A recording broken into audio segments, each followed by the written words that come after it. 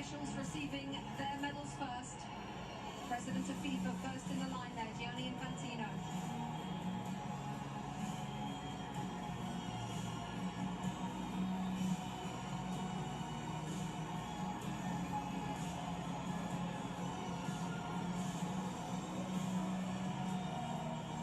Next to President Donald Trump of the United States, the President of Mexico, Claudia Sheinbaum, and Mark Carney, the Prime Minister of Canada, all in the receiving party. The match officials.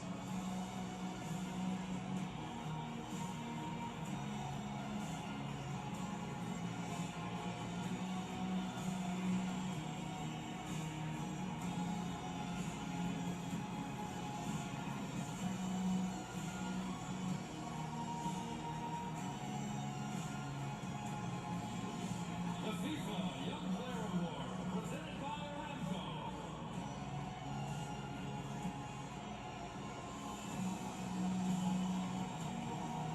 FIFA Young Player Award is up next. You have to be born on or after the 1st of January 2005. We're looking at Pau Kubasi, the centre-half Thierry Henry focused on before the game. It looks like he's going to receive the award. What a player we've got our hands on here. Well, it's been for a long time, and you have to give Xavi Hernandez a lot of credit also, because he trusted him right from the start. He trusted Lamine Yamal right from the start, and those guys are proven to be what he thought they were going to be. And this kid, well, this kid is a world champion, you know, but he's still a kid at the end of the day, compared to my age. But you have to give him a lot of credit. He's so calm. He does about it the right way. He's getting a warm welcome, I guess, now to go and get his trophy, but I'm very happy for him. He deserves it. Zlatan in that position as well on the field at centre-half. 19 years of age. What can you say about this player? I mean, he's a world champion. What more is there to say? He had an amazing tournament. They had an amazing season also with Barcelona. They played the way they play in Barcelona. They play the way they play in Spain. The best defense in the tournament. Obviously, he's not alone, but he had a big impact. And today he was outstanding, and this is why he got the prize also, the best young talent in the tournament. Not because of today, but because of the whole tournament. So congrats to him. Great future. It also shows the faith that they have in these players, regardless of what age. If you're good enough, you're good enough. Doesn't matter how old you are, and if you've grown up in the system, you understand, they'll put you in. They'll start you in a World Cup.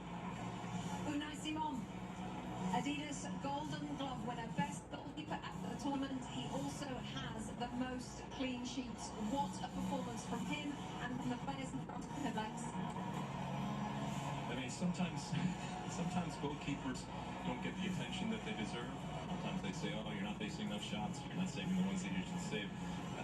The mental fortitude that it takes, especially when your team has a lot of possession, to be ready to make that save, and maybe it's the one or two saves. Don't for a second think that that is not quality and that is not important. So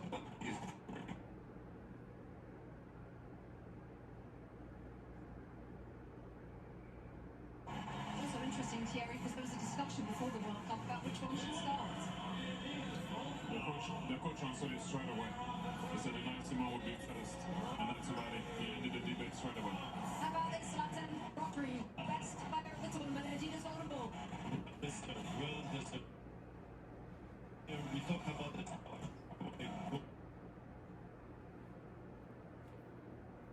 I enjoy him every time he's on the pitch.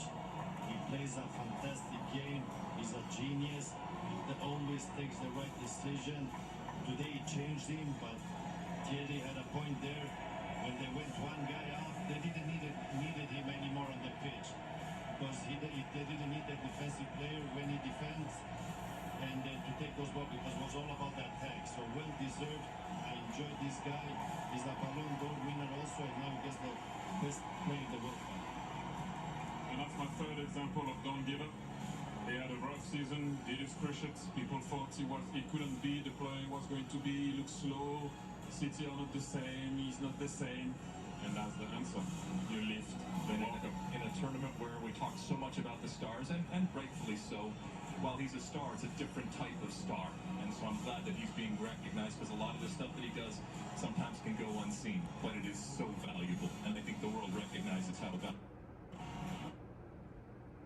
All set, hasn't he? World Cup, European Championship, Champions League, Premier League, got born a World Cup. Awful injury. Here we go. Lionel Messi.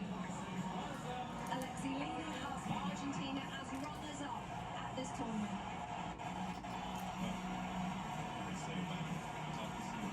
In this moment, he's a champion. Champions want to win everything, and he has. Be disappointed, but my goodness, I think we can very, very quickly turn it to how important he is, how iconic he is, and how amazing he is, regardless of what the score was today. And Zlatan, how lucky we are to have seen him play for the last 25 years.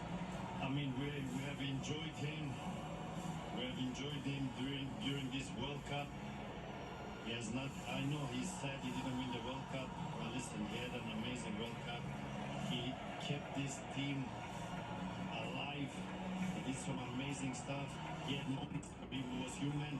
He had moments that human. So we can enjoy him even more. Will we see him in another World Cup? I don't know. You never know. But we're happy he plays the game, because we're going to be very sad when he stops playing. What we have learned, Thierry, is to never bet against him. No, it takes a team like Spain to be able to beat Argentina, and like I mentioned before, if they won today, they would have done something that I don't know if it would have been possible to do, that to win 4 major victories in a row. They were very short and close, to do it, and look at what it means to him. If you ever have any doubt that this guy still has some fire in his belly, look at him. Look at what it means. Look at this. Everyone is clapping because you're looking at him, and this is what he means to him. He won already, well, everything. And look at the guy. Look at the passion, the desire, the love that he has for his country, and how much he puts into it. And we have to give a lot of credit also to Scaloni, because when he arrived in the national team, he didn't look like he was going to be that way. And they did it all together with their fans. They came short today, but thank you, Argentina, once again. And Leo, I don't know what to say anymore about this guy. You know, he came short. Yes, let's just listen to this.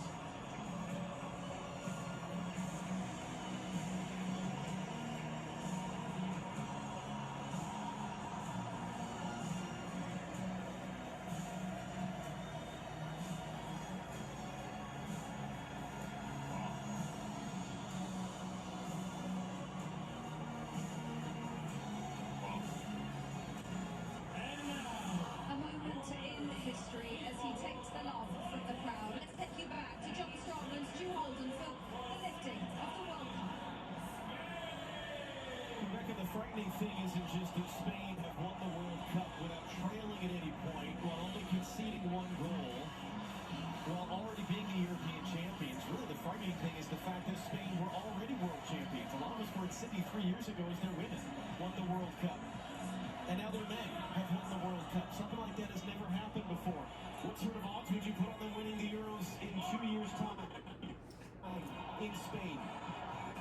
How would you explain this country and what they have been able to build, certainly with this team, but just with everything? In Spain, it's not just a game, it's a way of life. They live it, they breathe it, and clearly they play it in just such a beautiful way. And it's fun to watch. It's a joy to watch. We should all enjoy this type of football. And hearing Zlatan and Thierry, Alexi talk about it, the best team won. The best team throughout the tournament. I don't think we'll ever see a scenario again where just 1 goal against, 7 clean sheets. The best defense is a good offense. And the way in which they keep the ball, they break you. But then as soon as you get the ball, they win it back within just a couple of seconds. It's a commitment. Every single player to a man is so comfortable with the ball at their feet. You have 19-year-olds that look like 35-years-olds that are awed by the moment. And even in a day where we talk so often about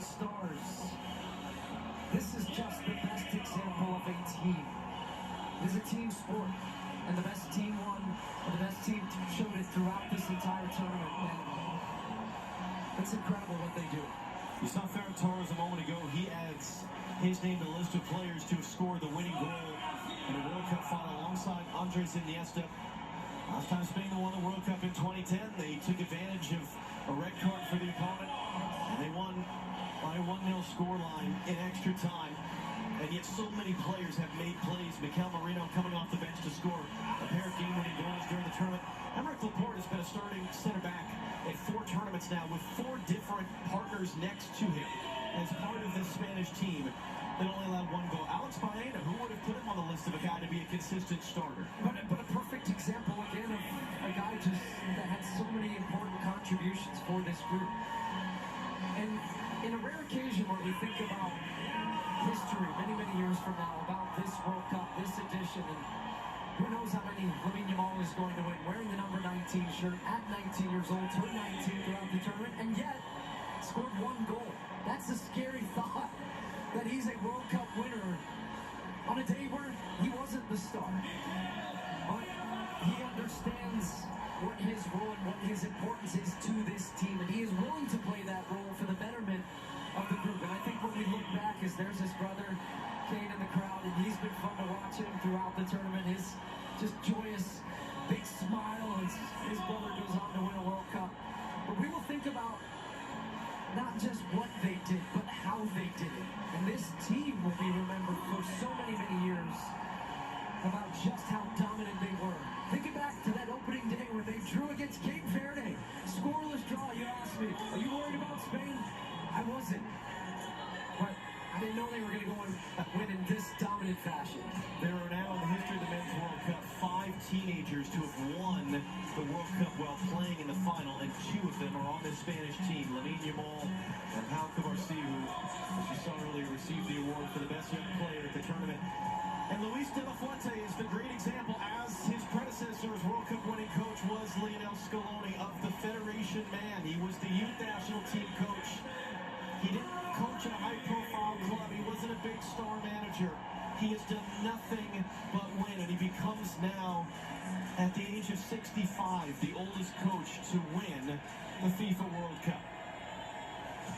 He said it best in his post-match interview. He said, this has been coming. We've won at every level, and they have. They win at youth national team levels. He managed his team at the U21s, then gets the senior job, and the most important one of all, he is now a World Cup champion as well. And here comes Rodrigo Hernandez Cascante, better known as Rodri, better known as Golden Ball winner for most outstanding player at this World Cup. 4 Ballon d'Or winners, World Player of the Year, either side of a torn ACL. What a player. A man who has done so many things, and really a guy that makes being a defensive midfielder cool, because he wins the most outstanding player of the tournament, not by scoring and assisting and doing all these things, but by doing all of the other things. And now it will be the job of Rodri, with his teammates behind him. They've been together for the better part of 2 months now here in North America. And they traveled from Atlanta to Guadalajara to LA to Dallas and here to New Jersey. One final act of this incredible summer of soccer for Rodri to lift the trophy, for the celebrations to begin both here and overseas.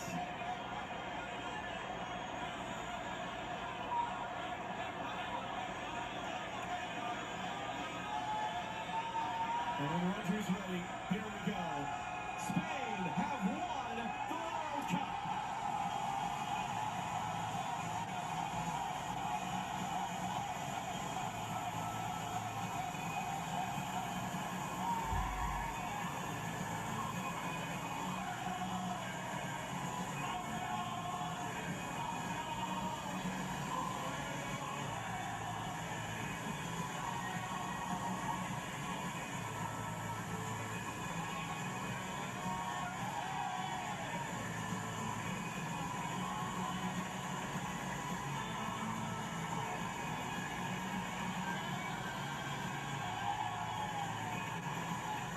For those of us that have gotten to do this 3 times, for those of us who go back to 2015 in Canada, what a blessing it is to be a part of these moments and to bring them to all of you at home. Let's do it again sometime, shall we?